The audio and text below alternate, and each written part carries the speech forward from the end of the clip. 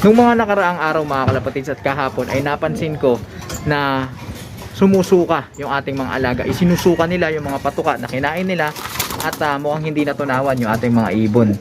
Ang nakakaalarma dito, hindi lang isa o dalawang ibon yung kinakitaan natin ng ganung sintomas. Kaya sa episode na ito, samahan niyo ako pag-usapan natin kung ano nga ba yung posibleng sakit na tumama sa ating mga alaga at ano ba yung mga pwede natin gawin. Pero bago yan, kung hindi ka pa nakapag-subscribe sa ating YouTube Tambayan, subscribe ka na, hit mo na ang notification bell para updated ka sa ginagawa nating kwentuhan, nakapupulutan ng mga ideya at kaalaman. Okay mga kalapatids na kanubi, pag-usapan na natin to.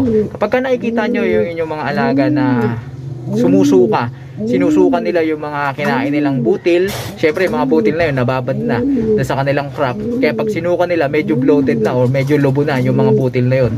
So indikasyon yun na hindi maganda yung digestion o yung panunaw ng ating mga alaga at mayroong problema.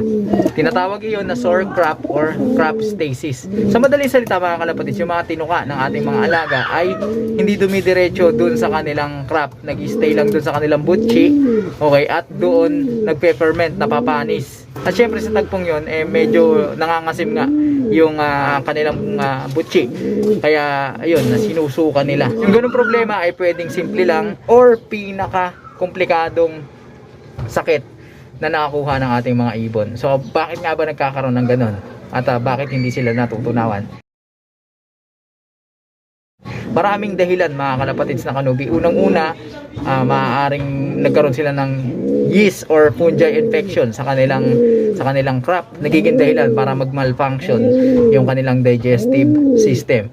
Ikalawa, pwede ring nakatuka ng poison or hindi magandang toxins yung ating mga alaga kapag pinapakawalan natin sila or kapag natututuka sila sa labas. Nakaka-apekto yan at nakaka-disrupt yan ng kanilang digestive system. Isa rin yan sintomas mga kalapatids na maaaring merong cancer yung ating mga ibon. Napaka-common yan, lalo na kapag ganitong summer, kung saan kapag yung tubigan na pinapainuman natin sa kanila ay madalas na nasisikatan ng araw. Alam nyo naman, kapag ang tubigan nila ay madalas na sisikatan ng araw, mabilis ang pagtubo or pagdami ng algae or nilulumot agad yung kanilang tubigan. Minsan nakakalimutan ko yung kanilang patubigan ay naaarawan dito.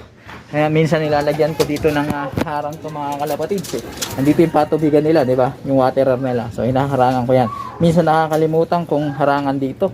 Yan, kaya na-expose. Kapag na-expose, ayun, mabilis lumutin yung gilid ng mga gilid ng patubigan nila. May video tayo tungkol sa mga detalye about cancer. Panoorin nyo yan mga kalapatids na kanubi para sa inyong dagdag kaalaman. Okay, tignan ko yung mga lalamunan ng mga ibon natin. Wala naman silang cancer, negative sila sa cancer. Okay, so kung hindi cancer itong ating kinakaharap na problema, bacterial infection, yan, yung mga E. coli, nagkukos ng salmonella. Yung pagsusuka kasi mga kalapatids sa isang sintomas din yan ng salmonella. Hindi natutunawan yung ating mga alaga, walang ganang kumain, nangihina sila, tubig lang ng tubig, tapos yung dumi nila kulay green na tubig. So yan ang salmonella. Pero sa assessment ko naman, hindi naman ganoon yung kanilang mga dumi mga kalapatids yan. Pasintabi sa mga kumakain at nag-aalmusal. Ayan, buo naman yung mga dumi ng ating mga alaga. So hindi yan salmonella at masisigla naman at rumoronda pa nga yung ating mga ibon. At kung sakaling salmonella to mga kalapatids ay medyo nakaka-alarma, pero hindi kayo dapat magpanik. Madali lang gamutin ang salmonella. Kailangan nyo lang bigyan ng electrolytes yung inyong mga alaga at gamutin sila ng antibiotic or yung anti-salmonella. Pwede kayo gumamit ng Salmostap at kung ano-ano pa. At panghuli mga kalapatids ay yung pinakadelikado, yung adeno.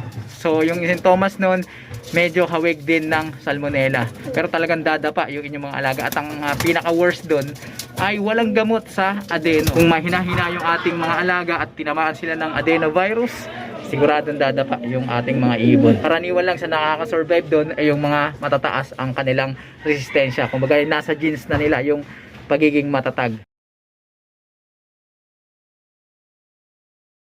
Sa palagay ko, itong ating mga alaga ay kinulang lang sa, alam niya, sa aruga. So matagal-tagal na rin sila hindi nakapag-maintenance, hindi nakapag-cleansing.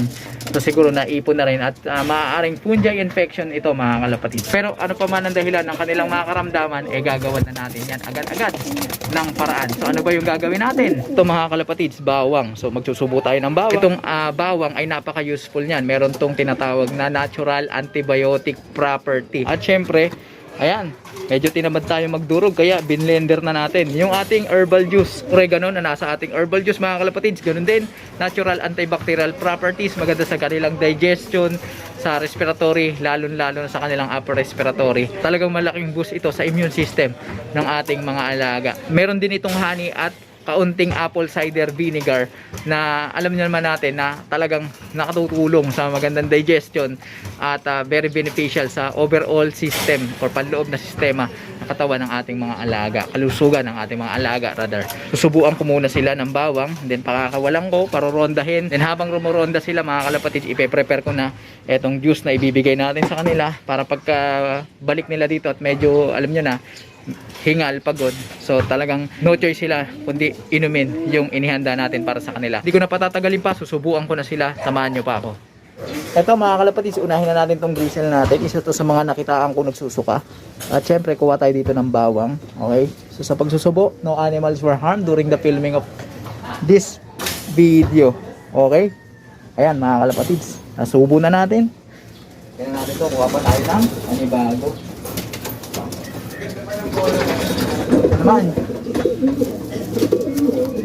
Ito naman mga kalapatids, yung white flight natin na grisel.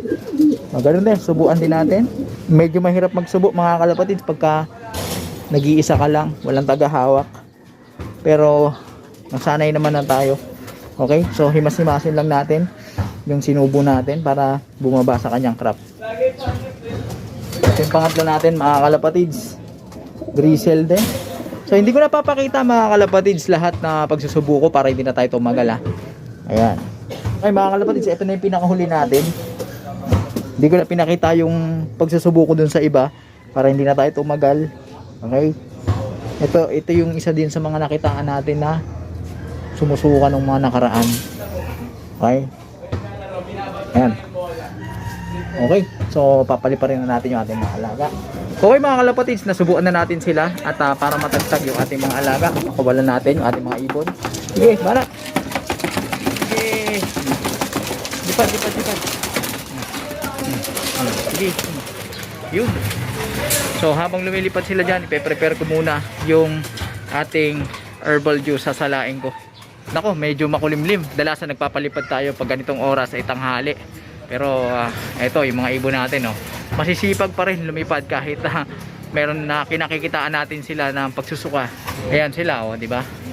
Kaya masasabi natin na hindi naman siguro malala yung pagsusuka na yan. Kailangan lang talaga nila ng boost sa kanilang resistensya. Kaya ito, mga kalapatids, habang lumilipad sila dyan, salain na natin to.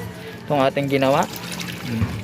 Sinasala natin para hindi sila ma-turn off or maabala dun sa mga sapal-sapal na yan.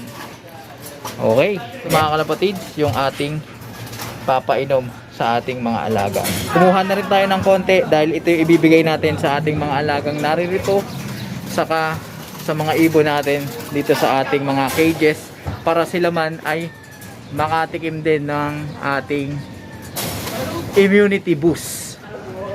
Okay? O ito mga kalapatids, so, tingnan nyo. Sige, banat. Nag-aalangan. Pero wala silang magagawa dahil uhaw yung mga yan. Yun. Sana magtagal yung ating mga alaga dahil wala namang araw. Okay? So lagay na natin to dito para mamaya pagka dating nila, buksan natin tong trapdoor, tanggalin natin yung harang para diretso pasok na yung ating mga alaga. Ayan pa rin sila mga kalapatids, so sisipag ng ating mga ibon kahit may iniinda. Okay? Samantala, ito yung breeder nating isa. Bigyan natin siya. Ayun. O, diba? Nadamay din.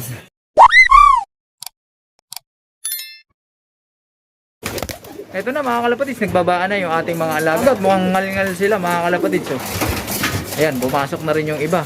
So, para hindi na sila magtatambay pa, ay papapasukin natin yung ating mga alaga. Oh, ayan na. Sisipasukan na yan. Babait, di ba? Pumipito pa lang tayo, papasukan na yung ating mga ibon. So, patukain na natin sila para maka-batchy na rin tayo. May lakad din kasi tayo ngayon, mga kalapatids. Ito sila, oh. Oh.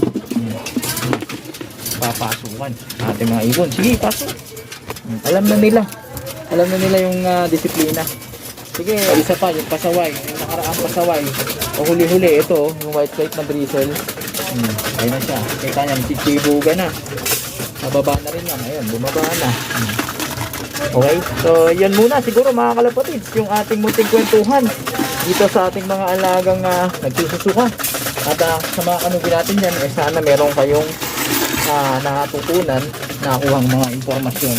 At kung sakaling ma-encounter nyo yung mga ganyang problema sa inyong mga ginagawang pag-aalaga, ay walang problema. Magagamit nyo yung mga ibinahagi nating pamamaraan. Tignan nyo, wala silang ibang maiinom, di ba? Alangan pa siya, pero no choice sila, kagaya nga nung uminom kanina, wala silang magagawa. Okay, so ingat kayo mga kalapatids, keep safe everyone, hanggang sa muli natin pagkikita. Paalam. Di pa sanay ito mga kalapatids.